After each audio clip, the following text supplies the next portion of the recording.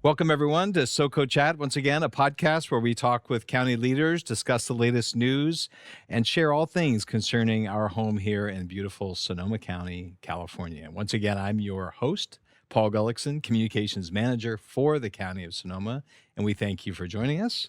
Our topic today is youth mental health. Now, summer is usually a time for being outdoors, camping, and spending time away from school and with our families. It's supposed to be a stress-filled time for our children, but that's not always the case with many families and children. In fact, just a few weeks ago, our nation's Surgeon General called our mental health crisis among children the, quote, defining public health challenge of our time. He has called for putting warning labels on social media, much as we do with putting a Surgeon General's warning on our packs of cigarettes. He said on ABC News, quote, social media has emerged as an important contributor to that mental health crisis. So making social media safer for our kids, warning kids and parents about the harms associated with social media is urgent. To talk with us about this problem, we're pleased to welcome back Melissa Ladrech, who is Mental Health Services Coordinator for the Sonoma County Department of Health Services. But before we get to our interview, I want to start with, as always, our trivia question. Our question today is very summer related. It's this. Sonoma County once had a water park north of Santa Rosa where many youth spent long summer days swimming and going down water slides. Here's the question. What was the name of that water park? If you know, call us at 565-2242. That's 565-2242, or email us at publicaffairs@sonoma-county.org. And if you're correct, you'll be entered into a chance to win one of our prizes, including a SoCo Chat coffee mug and a Pete's gift certificate. With that, let's get on with our discussion. Welcome, Melissa. We appreciate you being here. Well, thank you so much, and thank you for inviting me. Well, what is going on with our youth today? According to recent health assessments, we're seeing increases in mental health stress, anxiety, isolation, and yes, even suicide. What's going on? Yeah, there are a number of factors that are happening today. There's social isolation. There's still some isolation and difficulty even after the pandemic of kids, teens spending more time together. There are a lot of external events that are happening that are worrisome to teenagers and I think to all of us. Things like school shootings, climate change. A lot of stresses. Yeah, a lot of political instability happening. Yeah, that's not helping. Worldwide, exactly. But social media is also a really large driver of that. Yeah. Well, let me ask you, do you agree with our Surgeon General that we should be putting warnings on our social media? I think it's really concerning when you look at the report that was put together by his office and you look at some of the data. It shows, and some other research around it, it shows that about 95% of teens are utilizing social media. Of course. And about a third of them report using it almost constantly, which is really, this is when it gets dangerous because usage of social media over 3 hours a day ends up being very much like any other kind of a substance or behavior that you get addicted to, like gambling, alcohol, cigarettes even, right? And their brains are still developing. So from the time that we're about 10 to 19 years old, our brains are in rapid development and they're just not equipped to handle that sort of a situation. It also, I mean, it happens to adults too, that we get addicted to it as well. Yeah, I feel like my brain's still developing. I don't know if that's, but some will agree with that. But let me just, the numbers are really concerning. If you don't mind, I'm going to cite some numbers here. It says suicide is the second leading cause of death for teens and young adults between the ages of 10 and 34. 13.6% of adults between the ages of 18 and 25 had serious thoughts of suicide in the past year. That's up substantially. 22% of high school students reported having seriously considered suicide in the past year. This percentage is highest among females, 30%, American Indians, Alaska Natives, 27%, and lesbian, gay, or bisexual teens, 45%. And 10% of high school students have attempted suicide in the past year. That's just scary numbers. They are scary numbers. And actually, another thing that I do is I head up the Sonoma County Suicide Prevention Alliance, which is called Life Worth Living. And really very familiar with the data. And our county has a higher than average suicide rate here. We have about 14 per 100,000 are dying by suicide each year in our county, versus the state of California is just over 10 per 100,000. So it is something that we're really working on. Thankfully, youth are not the group that's dying predominantly by Mm-hmm. suicide. It tends to be middle-aged to older white males Mm-hmm. are a group that dies disproportionately by suicide. Mm-hmm. And so we're really doing a lot of different efforts. I hope to come back for Suicide Prevention Month in Yes, I September to was going talk to about say, it. tell our listeners, we're going to have you back because that's a whole separate conversation. And we're Yeah. going to have you back in the fall to dive into that a little more. So I do work with Sonoma County Office of Education, and they're very aware Yeah. and doing a lot to support the kids around the suicidal ideation and attempts. The other thing with youth, when they do attempt suicide, there's usually about 100 attempts per an actual death. Mm. Versus if you look at somebody, the demographic that's maybe 75 years old, there might only be 7 attempts per a death. So youth are thankfully, not very experienced, and but that intention behind it is really worrisome, and Sure. they're in so much pain that they don't know what else to do. Yeah. Yeah. Well, backing up to social media for a second, do you think children under 13 should even have social media access? I mean, I know most do now, but should they have cell phones? Every child and every family is different, Right. right? And so it has to be, a discussion that happens in the family, and figuring out what's right for that family in that particular situation. The Surgeon General is recommending that you wait until high school. Mm-hmm. And I think most social media companies are actually asking you, are you 13? And they want you to, you could obviously be dishonest, Right. but I think that that's their intention behind that. And the same thing with cell phones. Maybe in most experts say about 8th grade is the right time to get a cell phone, particularly a smartphone. Maybe there's a need for your 5th grader to have a phone that maybe can just make phone calls and not be. Yeah, it's online. tough. I mean, there's a lot of pressure in middle school, the social pressure, and then there's a sense of isolation if you don't have a cell phone, and that can add to it too. So yeah, It's really hard. It's hard for parents to navigate. exactly. Yeah. Well, can you give us some idea for parents? What are some of the warning signals that their child might be struggling with mental health issues? So one of the biggest things is a change. Mhm. So if they were social, had friends, or they were in a sport and like to play that, and all of a sudden they're less They're not, interested. yeah. They're just not doing it. And you're noticing it's lasting for a period of a week or 2 weeks. 2 weeks is kind of the hallmark. You really want to start to see if you can engage them in conversation. Sometimes it's challenging, as teens might not want to share things with you. So there's a lot around communication that you need to kind of set up so they might feel comfortable. But maybe it's a time to talk to the doctor and see if you can kind of go into the office and talk about what's been going on and Get see. some help. Yeah. Yeah. Well, for depression, which kind of goes hand in hand with anxiety, what are some questions that we, as adults, parents, perhaps, aunts and uncles, what could we be asking younger people to check on their well-being? Yeah. So again, it's really important to have good communication with your teens, which is hard. Yeah. Because sometimes they might have angry outbursts. They're going through a lot. Their bodies are changing. They've got hormones moving around in their body, and they might have feelings that they're not quite sure how to handle Right. at this point. So as the parent, as the adult in the life, you want to really stay calm, be empathetic, not take things personally, and kind of set up a stage so that you're doing things like spending time with them that's non-demanding time. So if it's seeing a movie or going out to the beach, and it's just kind of chill time so that they feel kind of comfortable, not prying and kind of poking into their lives. And then when you feel like it's a good timing to ask them questions like, gosh, it seems like, maybe you're not enjoying baseball as much as you used to. Right. Like little mild questions. Yeah. And not prying anymore, and kind of let them open up. You really want to be non-judgmental, supportive, empathetic. We found just spending time playing cards or board games, and you'd be surprised in the middle of a hand or middle of a game, suddenly they start volunteering stuff. Absolutely. And that provides openings to those conversations rather than just diving in as soon as they put down their backpacks and getting home saying, how was school? You're probably not going to get much in those moments. They roll their eyes when you ask them that, right? You're absolutely right. And it's something that kind of got lost, I think, in the last couple of decades, is that families don't have that non-demanding time that they're spending together. And so it's a really important thing to include, even if it's a little bit structured, like family game night. Whatever that is, it's really helpful. And sometimes the teens especially will resist, but there's a comfort to the structure. Yeah. Well, let's talk about some of the other. We talked about social media, but what other factors are contributing to the rise in anxiety? You mentioned COVID. Is that still were we still dealing with that?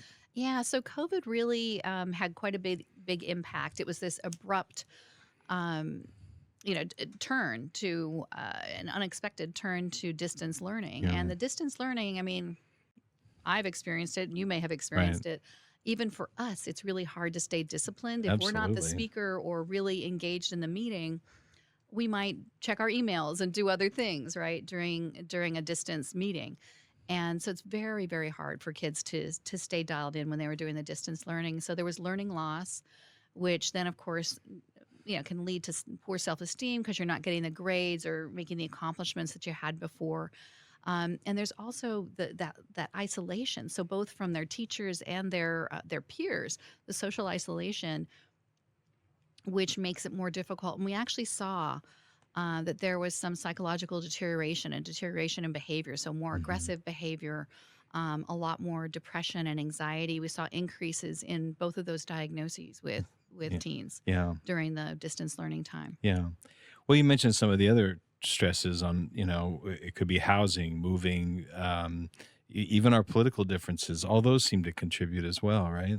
They do. There's so many things. There's more things to worry about Yeah. today It than sort of there were threatens our 20 years sense of ago. stability, Yeah, right? exactly. Exactly. And then if there's anything on top of that, if the family's going through stress where maybe a divorce is coming or there's a lot of high conflict Right. with parents or there's Health food issues. insecurity, health issues, so Yeah. many different things can impact that. Yeah. Yeah.